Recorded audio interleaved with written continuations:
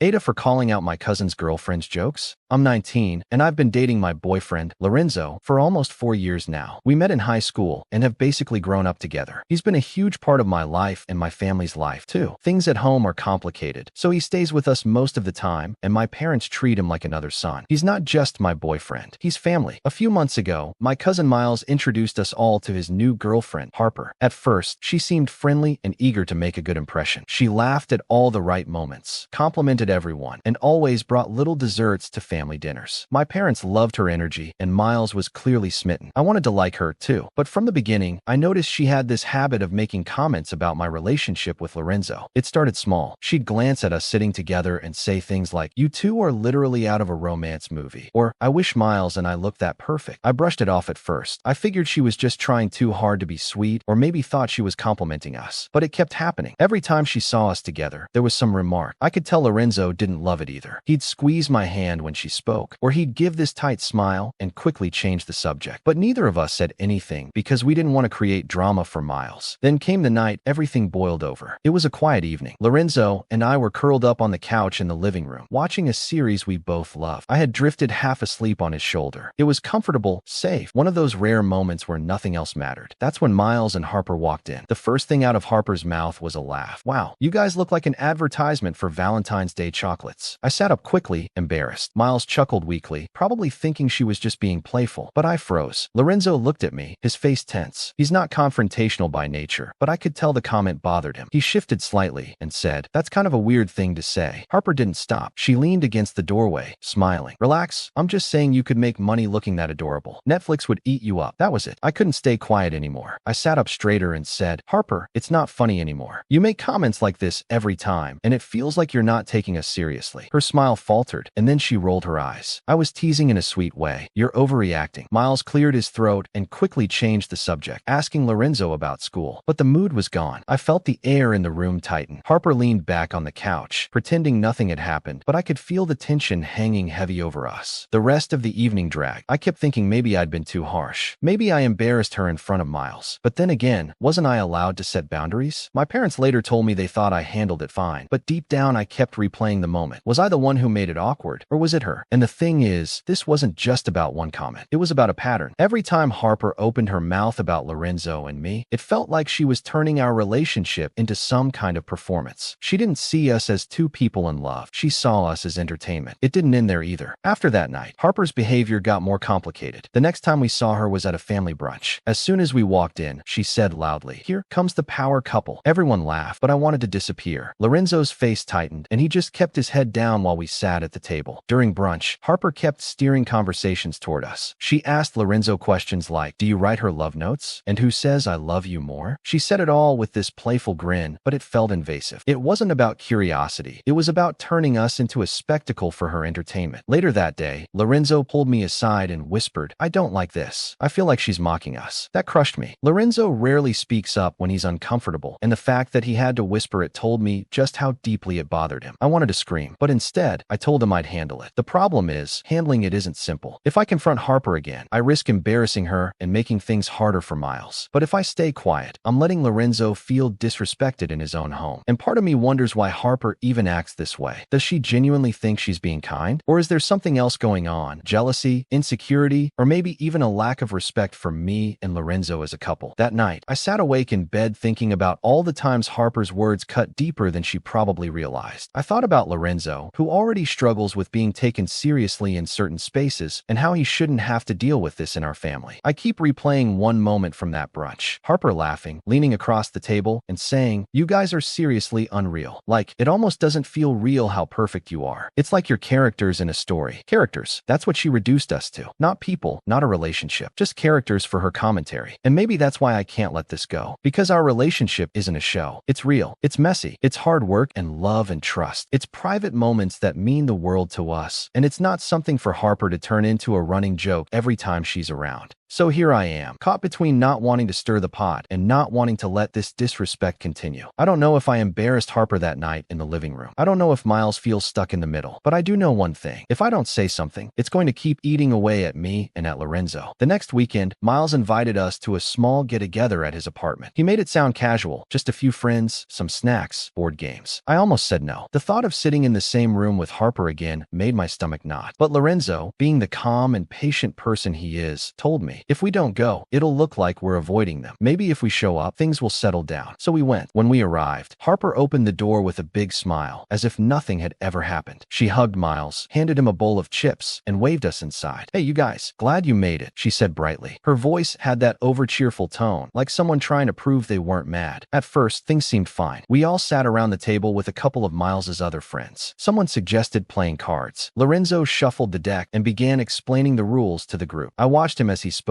Steady, patient, detailed. That's just how he is. But then Harper smirked, leaned back in her chair, and said, "See, even when you explain things, you sound like a teacher talking to his favorite student." The room burst out laughing. Everyone except Lorenzo. His smile faded, and he went silent, staring at his cards. I tried to laugh it off, but inside, I was boiling. It wasn't even the words themselves. It was the way she said it, like she was making our closeness into something ridiculous. Later that night, while everyone was grabbing food from the kitchen, I felt my phone buzz. It was a text from Lorenzo, sitting only a few feet away. "I don't like how she talks about us. It makes me feel like a prop in her joke." Reading those words made my heart sink. Lorenzo almost never admits when something bothers him. If he felt the need to put it into words, it meant he'd been holding it in for too long. I looked over at him, and he gave me this small, tired smile, the kind of smile that says, "I'll survive, but I'm exhausted." I couldn't let it go. I found a moment to pull Miles aside into the hallway. "Hey, can I talk to you for a second?" I asked quietly. He looked surprised, but followed me. Once we were alone, I said, "Lorenzo doesn't like the way Harper talks about us. He feels like she's mocking our relationship." Miles rubbed the back of his neck and sighed. "Come on, she doesn't mean it that way. She's just trying to be funny. You know how Harper is." I shook my head. Intentions don't erase the impact. It hurts him. He doesn't even want to be here because of it. Miles frowned. "So what are you asking me to do? Tell her to stop joking around? That's just her personality." "No," I said firmly. "I'm asking you to tell her to respect us. There's a difference between joking with someone and making them feel uncomfortable every single time." He didn't respond right away. He leaned against the wall, staring at the floor like he was caught between two loyalties. Finally, he muttered, "Fine, I'll talk to her, but she's probably going to feel attacked." That comment set me off. Attacked? Miles, do you realize how ridiculous that sounds? Harper is the one making these comments. We've said nothing but smile and sit quietly, and now she's the victim because I'm asking her to stop? His jaw tightened. "I'm just saying she's sensitive. If she feels like everyone's ganging up on her, she's going to shut down." I couldn't believe what I was hearing. So Lorenzo just has to keep feeling humiliated so Harper doesn't shut down? That's not fair, Miles. Our voices had risen by then, and I didn't realize how loud until Harper appeared in the doorway. "What's going on?" she asked, her tone cautious but defensive. Miles froze, caught like a deer in headlights. I didn't hesitate. "We're talking about the way you joke about me and Lorenzo. He doesn't like it. It makes him feel like we're a punchline." Her eyes widened. For a moment, she looked almost hurt. Then her expression hardened. "Wow, so you're really making me out to be some villain? I thought I was being nice to you too. I thought I was supporting you. By comparing us to Netflix characters every time we walk in a room?" I shot back. "By making jokes in front of everyone? That's not support. That's turning us into entertainment." Her face flushed red. "You're twisting everything I say. I'm not mocking you. I'm jealous, okay? Is that what you want to hear? You two look perfect, and I can't help but notice it. I wish Miles and I had that. But apparently, I can't even say anything without being painted as the bad guy." The room went quiet. Miles's friends had clearly overheard and were pretending not to listen, but the tension was thick. I was stunned. Jealousy isn't an excuse to disrespect us. If you admire our relationship, then say that. Don't hide it behind jokes that make us uncomfortable. Lorenzo appeared then, stepping into the hallway. He must have heard everything. His voice was calm, but steady. "Harper, I don't need you to admire us. I don't need you to joke about us. I just need you to treat us like any other couple. That's all." Harper crossed her arms, glaring. "Fine, I'll never mention you two again. Is that what you want?" Lorenzo nodded once. "Yes, that's exactly what I want." Miles looked between us, his face pale. Okay,